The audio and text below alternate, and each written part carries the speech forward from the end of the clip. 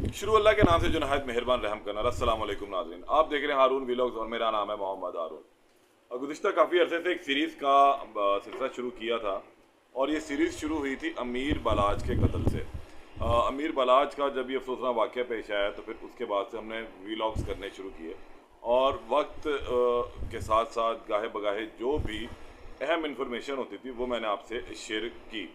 इस केस के तो मुख्तलिफ जगह पर मुख्तलिफ ट्वीट्स है और साथ में एक इंतहा अफसोसनाक वाक़या पेश आया कि जो अमीर बलाज के मुखालफिन थे तीफी भट्ट और गोगी भट्ट, इनके बहनोई का भी इस दौरान कत्ल हो गया। ये तमाम चीज़ें चलती रही, कहीं पर मुखालफिन मारे जाते रहे और कहीं पर करीबी रिश्तेदार भी मारे गए। इसके साथ साथ दूसरी जानिब जो एक काम चल रहा था वो पुलिस कर रही थी। पुलिस ने भी अपना काम, जिसे कहते हैं ना पंजाबी में, तुन के रखा हुआ था। एक तरफ अमीर बलाज के कातिलों को और उससे रिलेटेड जो लोग थे उनको पकड़ने में और मारने में पुलिस ने कोई कसर नहीं छोड़ी थी, तो इसी दौरान जावेद भट्ट के साथ होने वाला जो वाक़या था अफसोसनाक, उसके मुलजिमों को भी पुलिस ने पकड़ने में कोई कसर नहीं छोड़ी। लेकिन इस तमाम केस के अंदर दो शख्सियात ऐसी थीं जो बिल्कुल मंजर-ए-आम से गायब रहीं।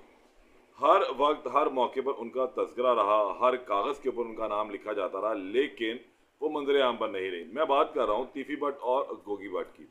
अमीर बलाज के कत्ल के फ़ौरन बाद तीफी भट्ट और गोगी भट्ट जो है रपोश हुए और फिर मौके पर जो शख्स मारा गया मुज़फ़्फ़र, इससे मुतल्लिक ये बात सामने आई कि ये इन्हीं का मुलाज़िम था, इनके डेरे के ऊपर मालिश किया करता था। बहरहाल जब ये मफरूर हुए या रूपोश हो गए तो उसके फ़ौरन बाद कुछ चीज़ें तब्दील होनी शुरू हुई।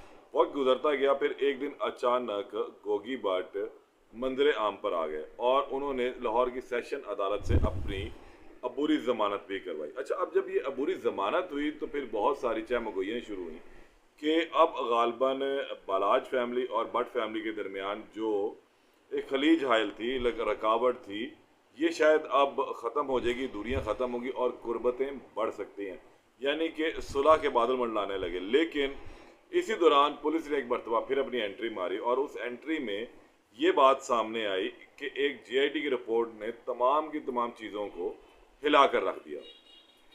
अब आप सोच रहे हैं जीआईटी की रिपोर्ट ने क्या किया, वो मैं आपको बताता हूँ। लेकिन इससे कबल जब अमीर बलाज का कत्ल हुआ और तीफी भट्ट और गोगी भट्ट का नाम इसमें आया तो ऑर्गेनाइज क्राइम यूनिट तश्कील दिया जा चुका हुआ था। इन्होंने अपनी कार्रवाई का आगाज़ किया।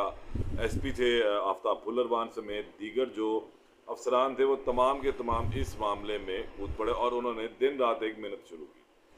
एहसन शाह को गिरफ्तार किया, उससे बहुत कुछ मिला और कुछ खुरे जो हैं वो तीफी भट्ट की जानिब जा पहुँचे। लेकिन इसी दौरान जो पुलिस अपने कागज़ भर रही थी, जो सफ़ेद कागज़ों को स्याह कर रही थी, उसके ऊपर ये लिखा गया कि गोगी भट्ट जो हैं वो इस तमाम मामले से बरी ज़िम्मा, यानी कि गोगी भट्ट को क्लीन चिट दी गई। और ये तमाम अखबारात में और चैनलों पर खबर चलती भी रही कि गोगी भट्ट अमीर बलाज के कत्ल में मुलविस थे, उनका किसी भी तरीके से कोई किरदार सामने नहीं आया। लेकिन इसी दौरान एक जेआईटी भी तश्कील हुई जिसका तस्करा मैंने पहले किया। जब ये जेआईटी बनी तो इसने कुछ चीज़ों को दोबारा छानना शुरू कर दिया। मुख्तलिफ इन्वेस्टिगेशन हुई, लोगों के बयान दोबारा रिकॉर्ड हुए, राइट लेफ्ट ऊपर नीचे सज्जे खब्बे नुकर खुतर हर जगह इन्होंने हाथ मारा और फिर अपनी एक रिपोर्ट बना डाली। अच्छा, वो रिपोर्ट दबी हुई थी, वो रिपोर्ट अभी तक मंजर आम पर नहीं थी। लेकिन जैसे ही गोगी भट्ट मंजर आम पर आते हैं और वो अपनी ज़मानत करवाते हैं तो कुछ ही अरसे के बाद जेआईटी की एक रिपोर्ट सामने जिसमें गोगी भट्ट को भी इस वाक़े का मुल्ज़म करार दिया गया और कहा गया कि गोगी भट्ट भी इस वाक़े में, यानी कि अमीर बलाज का जो कत्ल चूंग के इलाके में शादी की तकरीब में हुआ था, उसके अंदर बाकायदा तौर पर मुलविस हैं। यानी कि इनकी मशावरत से जो है ये कत्ल हुआ था। 109 यानी कि पीपीसी की जो दफ़ा 109 उसके तहत इनको भी इसमें शामिल किया गया और पुलिस ने अपनी एक रिपोर्ट बना डाली। बहुत हिलजुल हुई और मेरे ज़राए का ये कहना है कि जो अफसरान थे उस वक्त के, जिन्होंने पहले गोगी भट्ट को क्लियर किया था और हर लिहाज से हर तरीके तफ्तीश की थी, वो थोड़े सरापा एहतजाज भी हुए और उन्होंने जाकर अपने से जो बड़े आला अफसरान थे उनसे एक शिकवा भी किया, शिकायत भी की कि जब हमें रिपोर्ट बना ली थी तो फिर इस रिपोर्ट की ज़रूरत नहीं थी और इस तरह की रिपोर्ट बनाकर इसमें मामले को गुमराह किया जा रहा। बहरहाल ये ज़राए की खबर थी, किसी हद तक मुसद्दक़ा है भी और नहीं भी। बहरहाल ये चीज़ें चलनी शुरू हुई, लेकिन इसके साथ ही जेआईटी जो अपना काम कर रही थी तो फिर सीसीडी की एंट्री हो चुकी हुई थी।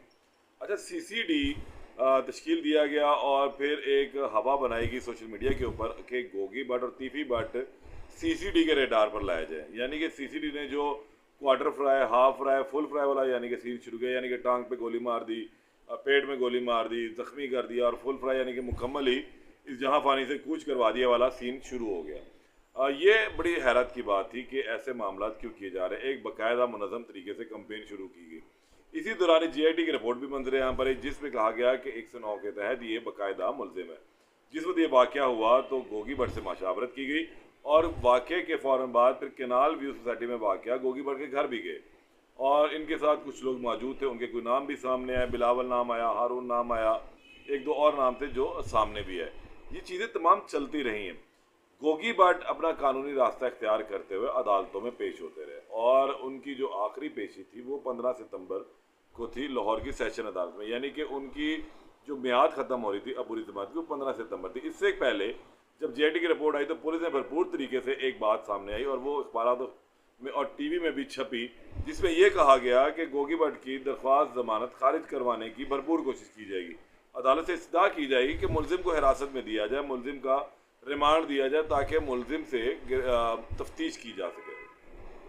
हैरानगी की बात है कि किस दबाव में आकर ये सब कुछ किया जा रहा है। तफ्तीश थी इससे कबल भी भट्ट फैमिली के ऊपर बलाज फैमिली के कत्लों के इल्ज़ामात लगते रहे, चलान बने, लेकिन वो उसके अंदर बरी होते रहे और अब इस मरतबा भी इन पर ही इल्ज़ाम लगा। पहले हाथ जो खदशा जाहिर किया गया वो गोगी भट्ट और तीफी भट्ट का नाम लिया गया। अब ये सूरत हाल चल रही थी।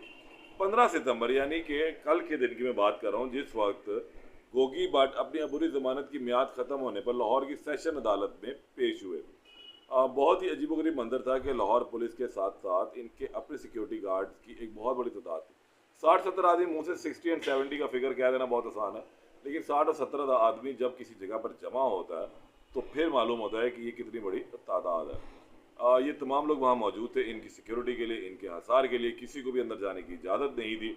अजीबोगरीब सी सूरत हाल बनी हुई थी, सिर्फ इन्होंने ही अंदर जाना था। और कल भी एक और भी अहम केस लगा हुआ था, उस पर मैं दूसरा व्लॉग करूँगा, वो है डकी भाई के हवाले से, उनकी एहलिया के हवाले से। बहरहाल कल इनको जब अदालत में ये पेश हुए अपनी अबूरी ज़मानत में तौसीक़ के लिए या तौसीक़ यानी कि कन्फर्मेशन के लिए, तो वहाँ पर प्रोसिक्यूशन ने भी अपना केस सामने रखा।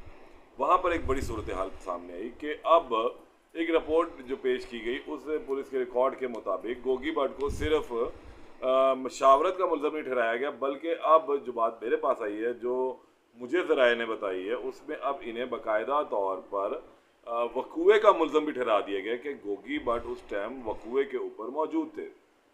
ये गालबन 114 की कार्रवाई की जाती है जो पुलिस ने अब अपने कागजात में भरी है कि अब जिस वक्त ये वाक़या नरूनमा हो चुका था, होने वाला था या हो रहा था, ये मैं इस्तिलाह इस्तेमाल कर रहा हूँ कि उस वक्त गोगी भट्ट अपनी गाड़ी में अपने गनमैन और कुछ लोगों का साथियों के हमरा उस शादी हाल के बाहर मौजूद थे और इस तमाम मामले की खुद निगरानी भी कर रहे थे।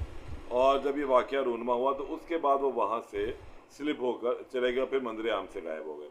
अब यहाँ पुलिस ने कल भी इस्तदा की कि जनाब हमें इसमें भी थोड़ा टाइम तो चाहिए और इसके साथ साथ इनकी जो अबूरी ज़मानत है वो खारिज की जाए। तमाम अदालत ने अबूरी ज़मानत फ़िलहाल कल खारिज नहीं की और गोगी भट्ट की अबूरी ज़मानत में 29 सितंबर तक तोसी कर दी, यानी कि 14 रोज़ की मज़ीद इन्हें तोसी मिल गई। इस तमाम मामले में जब से लेकर अब तक, जब गोगी भट्ट रुपोश थे और मंजर आम पर आए और 15 सितंबर तक ये एक मरतबा पुलिस के सामने भी पेश हुए, जहाँ पर बलाज फैमिली और इसके भट्ट फैमिली भी पहुँची। दोनों अपने अपने गवाहन लेकर आए हुए थे, फिर दोनों ने सबूत भी दिए, दोनों से दोबारा री इन्वेस्टिगेट हुई चीज़ें, कुछ पूछगिछ की गई, कुछ सवालनामे दिए गए। ये तमाम सूरत हाल दोनों जानिब से बनी है और अब सूरत हाल ये है कि गोगी भट्ट की अबूरी ज़मानत में 29 सितंबर तक तोसी हो चुकी है। 29 सितंबर को पुलिस अपनी एक और रिपोर्ट लेकर कोई आएगी और पुलिस की अब कोशिश यही है कि किसी भी तरीके से गोगी भट्ट की हिरासती जो है वो करवाई जाए, यानी कि उनको भी तहवील में लिया जाए, उनको रिमांड पर लिया जाए। अब हैरान कुन बात यह है कि गोगी भट्ट को हिरासत में लेने के बाद पुलिस उनका रिमांड ले लेगी। अगर मिसाल एक बात करते हैं कानूनी तौर पर क्या होगा, पुलिस उनका रिमांड लेगी और इस केस के अंदर ज़्यादा से ज़्यादा 14 दिन का रिमांड लिया जा सकता है। तो 14 दिन के अंदर पुलिस इनसे क्या निकाल सकेगी या क्या मिलेगा या क्या इन्वेस्टिगेट करना है, क्योंकि गुज़िश्ता 2 सालों से इस केस से मुतल्लिक चीज़ें इन्वेस्टिगेट ही हो रही हैं, तफ्तीश ही की जा रही है, मुख्तलिफ पहलू में तफ्तीश की जा रही है। अब अगर गोगी भट्ट का बयान ही लेना है तो वो बयान पहले दे के जा चुके हैं, तो इसमें इस केस के अंदर गोगी भट्ट की गिरफ्तारी बज़ाहिर कानूनी तौर पर, जो मेरी वकला से बात हुई है, बनती नहीं है। उनकी गिरफ्तारी लेने का कोई जवाब नहीं बनता। हाँ, अगर उनके जो मुखालफिन हैं उनको कुछ ठंड डलवाने के लिए, या वो पुलिस अफसरान अपनी कारकर्दगी अपने आला अफसरान के आगे शो करना चाहते हैं, तो फिर शायद ये गिरफ्तारी बनती है। बज़ाहिर कानूनी तौर पर जो कानूनी माहिरीन फौजदारी के मारूफ वकला हैं, उनका कहना है कि इतने देर इन्वेस्टिगेशन होने के बाद और पुलिस के सामने शामिल तफ्तीश होने के बाद अब दोबारा किसी भी सूरत में कोई जवाब नहीं रहता इनके रिमांड का या उनको भी तहवील में लेने का।